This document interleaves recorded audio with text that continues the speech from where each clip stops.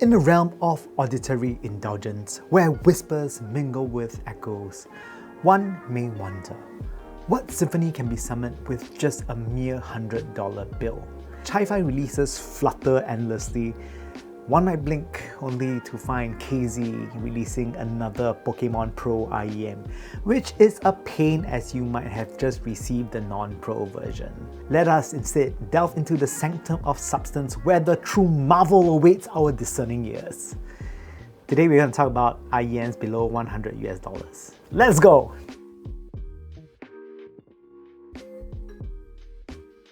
First, the Moondrop May. Moondrop May emerges as a curious constellation among the vast expanse of earphone offerings. Admittingly, the journey through Moondrop's 2023 lineup hasn't been without its shadow.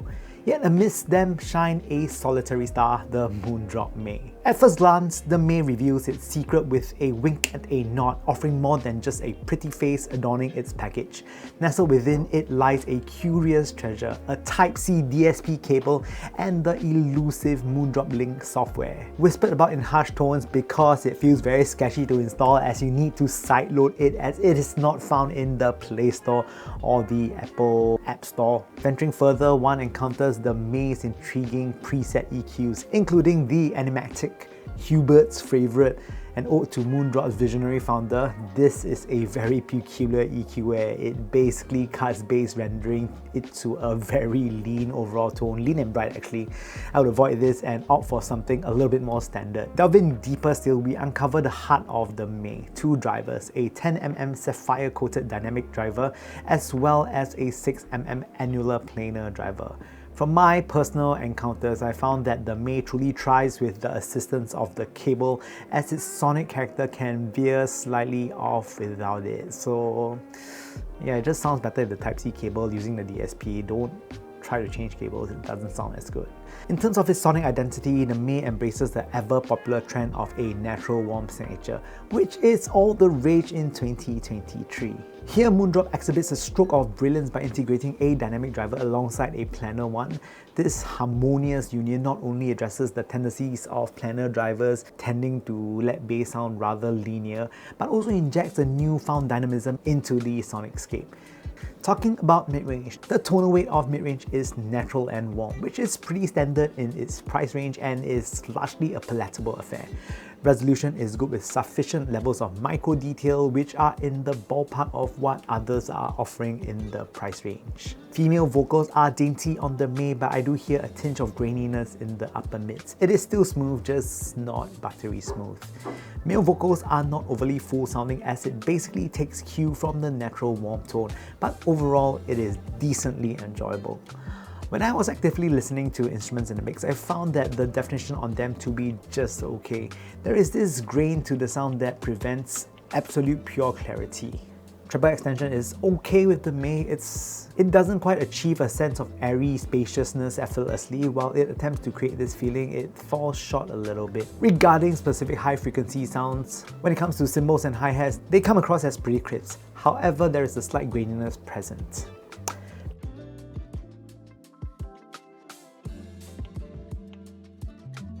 Next up, I think this is the GOAT cheapy IEM that is released early in 2024. This is the SimGod EA500LM. So I have been using the SimGod EA500 and I must say that for the price, it is a very technically adept earphone that simply oozes detail for the price. However, I think that many entry-level listeners' main gripe with it was that it is a little bit too bright, which understandably can be too much for the casual listener. But for those of you who could enjoy this type of signature, for the price, it was simply stellar. Now, if you have the original EA500, you are in for pretty much of the same thing with the exception that the EA500LM has a darker PVD finish on it. But many of you haven't tried it, so let's talk about it. So firstly, the EA500LM is a metal chassis IM that has a very good touch and feel. It is very pretty with the dark mirror finish on the body. Personally, I really like shiny things, so this is completely up my alley.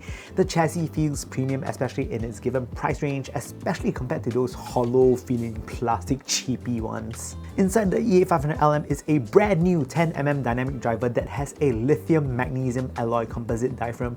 The dynamic dynamic driver here uses SimGod's second generation dual magnet dual cavity driver design as well. The cool bit about the EA500 is that you can change the nozzles to tweak the sound somewhat. Provided are 3 nozzles, a silver one with a red ring, a silver one with a black ring, and lastly a gold nozzle allowing for 3 different flavors. The nozzle is attached to a raised section of the chassis, allowing for greater comfort levels as it simply goes in deeper. It also has a 2-pin termination for those of you who like to cable roll. The EA500LM brings back a lot of amazing things from the original EA500, such as having excellent tonality with amazing detail for the price, as well as coherence that multi-driver setups can only struggle to achieve. It adds more emotion to music compared to the hardcore technicality of its predecessor. Sub-bass is still very present on the EA500LM, and I would say that it is similar in quantity to the original, but it actually raises the mid-bass by a bit. This creates a slightly thicker tonal weight, especially when compared to the original EA500. Bass details here are amazing at its price point. It is fast with good intricate micro details that come so naturally.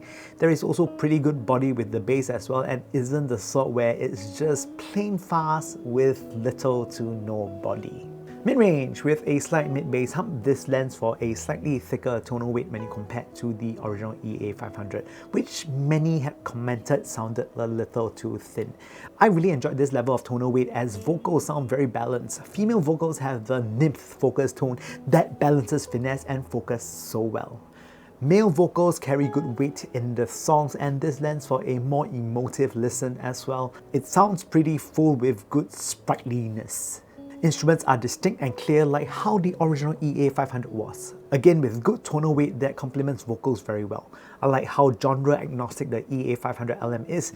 Also, I found that with its tone profile, it can suit a huge range of genres. A one-trick pony, it is not. Next, treble. I found that the treble is very airy, detailed yet smooth, and this balances very well with the mid-range. I also found treble extension to be pretty extensive, but maintaining its smooth profile that I adore. For me, I did not experience any semblance of sibilance.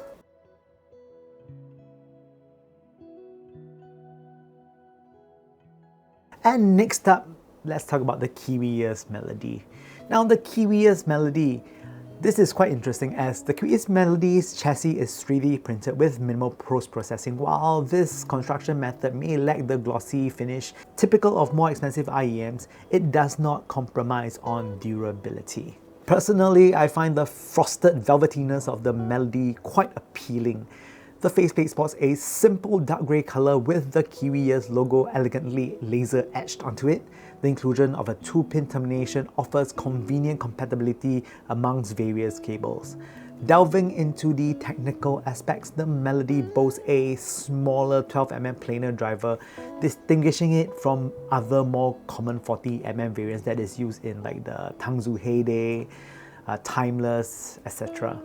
This smaller driver size often results in a snappier sound signature with a slightly narrower soundstage, which we will access further when we talk about sound. Planar drivers are renowned for their linear sound reproduction, particularly in the bass region, where the transition from sub-bass to mid-bass is seamless. Some listeners may perceive a slight metallic or sizzly quantity in the treble, although this is generally not a significant concern.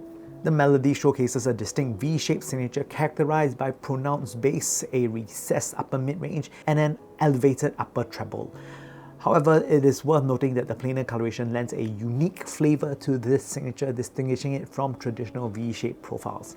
In terms of bass production, the Melody offers a linear and natural resonance, avoiding the overemphasis or bloat commonly associated with poorly tuned dynamic drivers. This clean bass quality lends itself well to tracks with a wide dynamic range. Moving on to mid-range, vocals are positioned slightly behind instrumentation. While the note weight of vocals is average, the Melody excels in texture and resolution within the sub $100 price category. The planar driver imbues the upper mid-range with a sparkling quality, contributing to the overall clarity of vocals and instruments. The treble extension of the Melody is noteworthy, potentially overwhelming listeners sensitive to high frequencies. However, for those of you who appreciate airy and sparkly treble reproduction, you will find it much to be admired.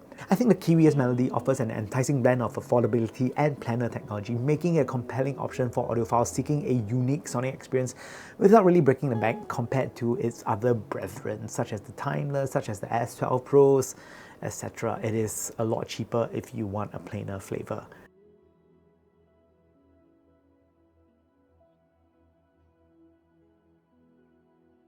And lastly, the EPZ-X Tipsy Star N1. So the Star N1 comes in a few colors. They have the white one, but the one that I have is black with an abalone shell faceplate. Quite pretty, I must say. The chassis has the name of the IEMS shown on the side with a vent towards the back of the IEM. Build quality of the chassis is decent. I won't quite plant my ass on these as I fear that my indomitable bum might be too much for it. Inside the chassis is a 10mm liquid crystal polymer plus PU composite diaphragm housed with a double magnetic circuit acoustic structure. EPZ advertises that the acoustic chamber has a passive noise reduction chamber. For a vented IEM, I must say that the Star N1 is quite isolating, and even more so when you use a high quality ear tip. The cable that is provided is a silver plated copper cable that is very well behaved, albeit not really that substantial. The cable comes in a 2-pin 3.5mm termination. The Star N1 features a Harman tuning pretty prominently that has a single DD tone. That is to say that this is a very cohesive sounding IEM. I need to point out that the Star N1 loves power, and if you're willing to indulge in that, it will reward you immensely. I swapped around using some of my dongles, including the SimGod Dew4, Luxury and Precision W4, as well as plugging it into the Lotto Monia. And now the Monia really brought it a whole new different level. Also, another thing to note is that these have rather high impedance and low sensitivity, which explains its love for power. Bass. Bass on the Star N1 has a general emphasis on sub-bass, so the rumbles are clear and prominent. This also allows it to sound deep and clean. Mid-bass taper off the sub-bass, and this builds an impression of a very clean bass, giving more presence to the mid-range. Resolution and texturing on bass are relatively decent when you are using dongles, but can improve quite significantly when using something that has quite a bit more power. Mid-range vocals sound very smooth and liquidy, velvety and organic is what I would describe it as. It's a little more relaxed sounding compared to the likes of what SimGod usually do. The overall tonal weight should be what I describe as natural warm, without so much of a upper mids peak. It provides the listener with an accurate timbre that has a very nice natural decay. Treble extension is decent. It isn't the most airy of IEMs, but against the competition, it is plenty adequate.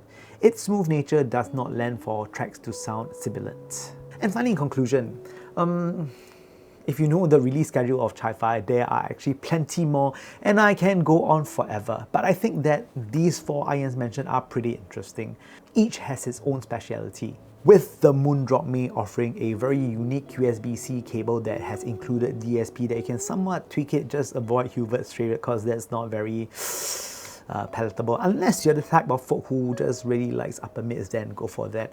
I think the Star N1 is a very cohesive, very interesting single dynamic driver IEM to check out. And of course, we have the GOATed SimGod EA500LM. Now those are still in my rotation. I really enjoy those. I think for the price, SimGod has included more humanity to the sound compared to the original EA500, and that makes it so appealing.